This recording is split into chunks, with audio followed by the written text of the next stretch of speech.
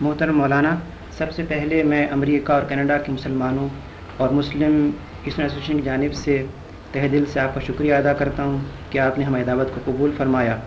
اور ہمارے سالانہ اجتماع کے لیے یہ خصوصی انٹرویو دینا پسند فرمایا۔ یہ اللہ تعالیٰ کی عنایت و مہربانی ہے کہ شمالی امریکہ میں تحریک اسلامی کی فکر اور خصوصاً آپ کی اور اخوان مسلمون کے رہنماؤں کی تحریرات کی بنا پر تیزی کے ساتھ اسلامی اثرات پھیل رہے ہیں۔ آپ نے ناحضگی طبع کے باوجود جو وقت ہمیں دینا پسند فرمایا ہے، ہم اس کے لیے آپ کے بے انتہا مشکور ہیں۔ امریکہ میں بے شمار حضرات محض آپ کی ایک جھلک اور آپ کو چند کلمہ سننے کے لیے منتظر ہیں۔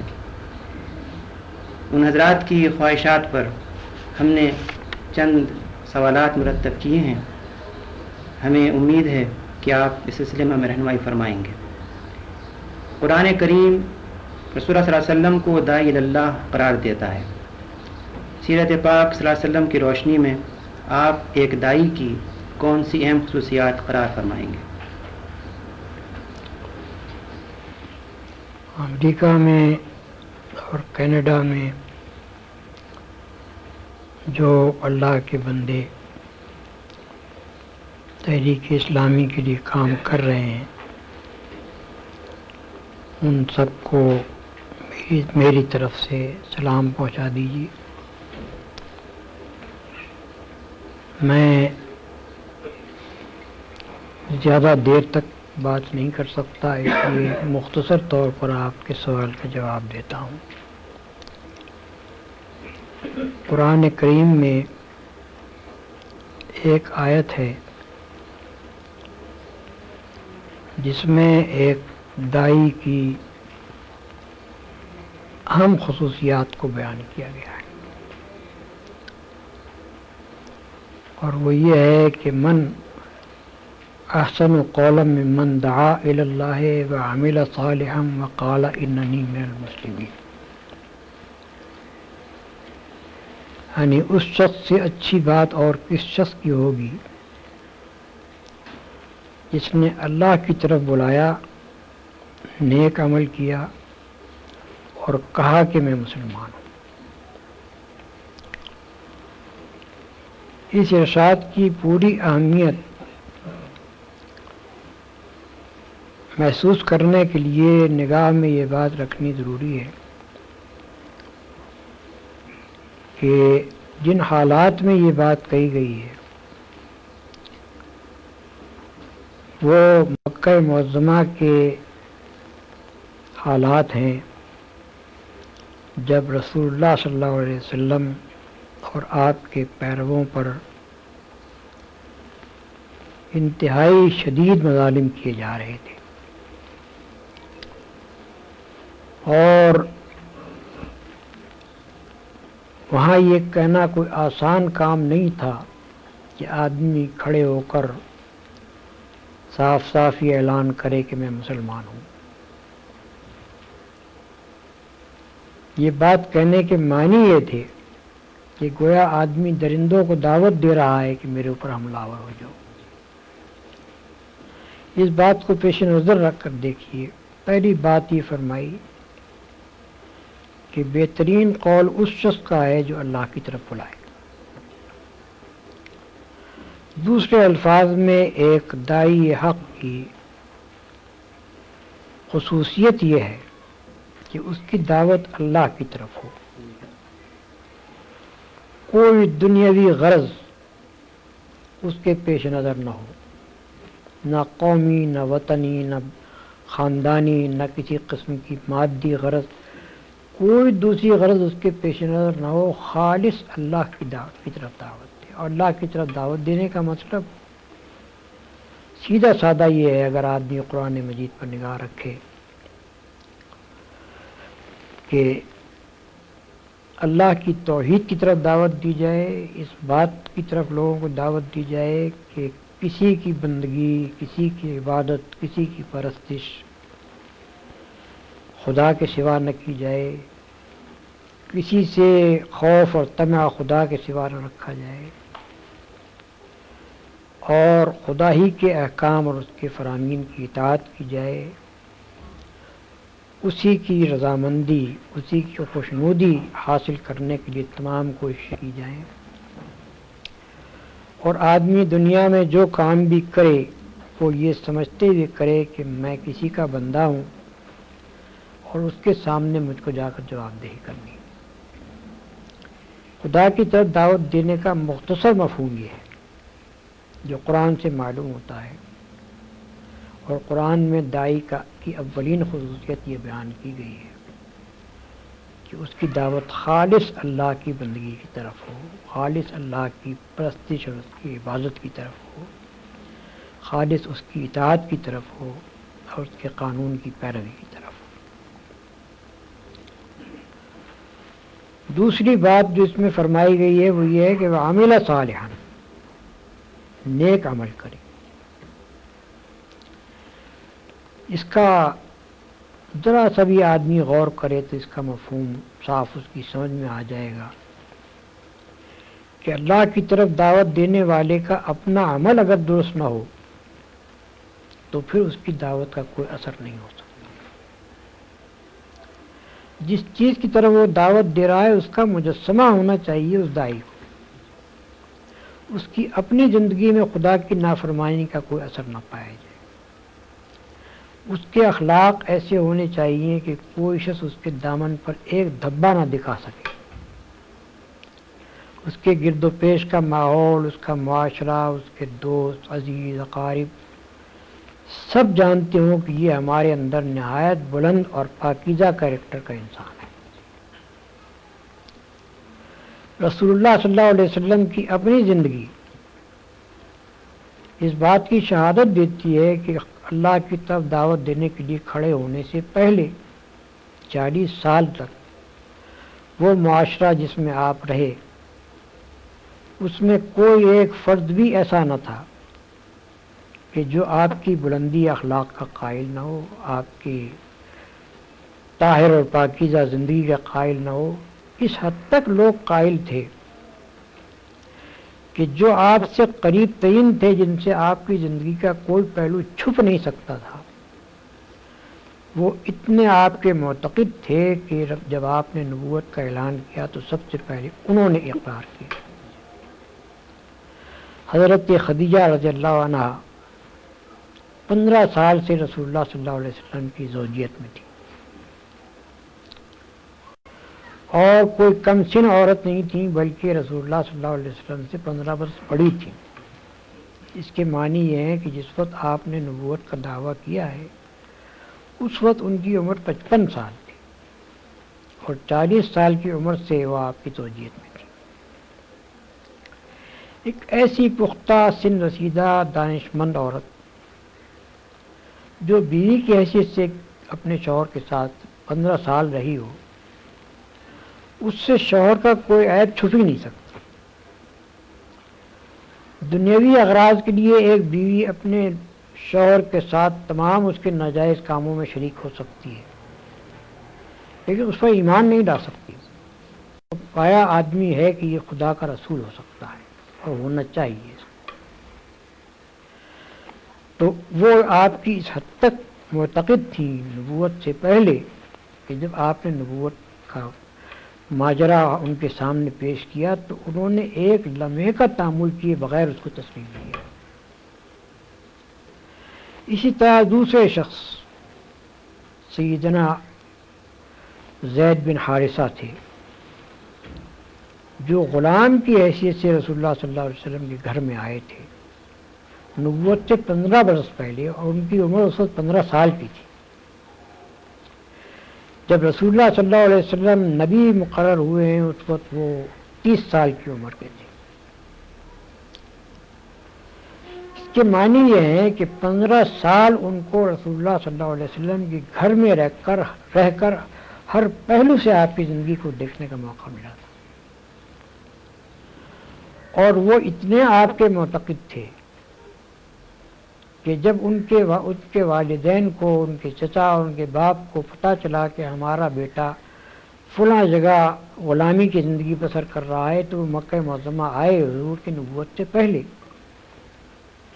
اور انہوں نے آ کر آپ سے کہا کہ آپ کا بڑا احسان ہوگا اگر آپ ہمارے اس بیٹے کو چھوڑ دیں۔ آپ نے فرمایا کہ میں لڑکے کو بلا لیتا ہوں،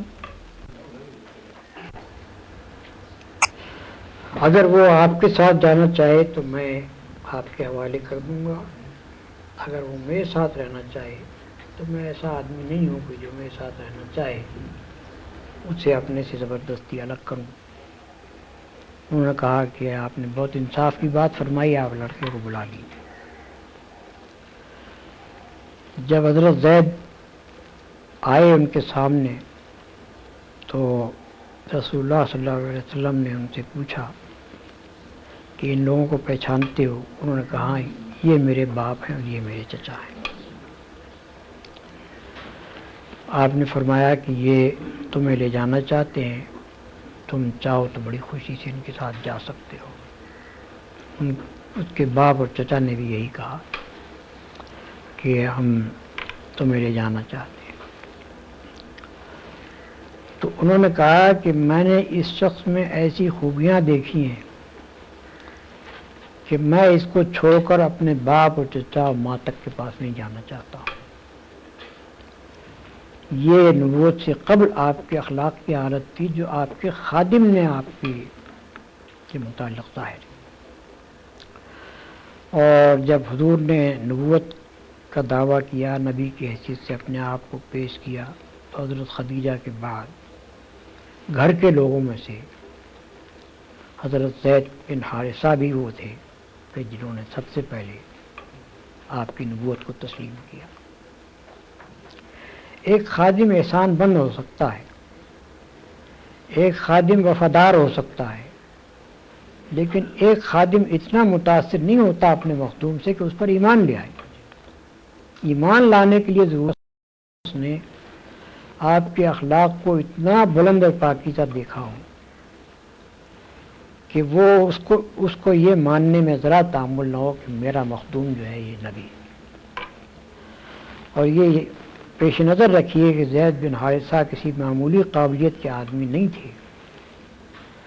مدینہ طیبہ میں جب رسول اللہ صلی اللہ علیہ وسلم کی حکومت قائم ہوئی تو بکثرت فوجی مہمات جو آپ نے بھیجی ہیں ان کے